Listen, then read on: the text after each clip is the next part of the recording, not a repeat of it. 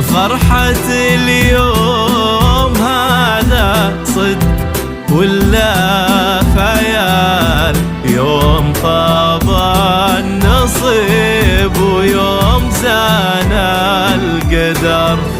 من سأل ايش صاير جاه رد السؤال، يكفي الليل يجمع فيه تلا وبدر.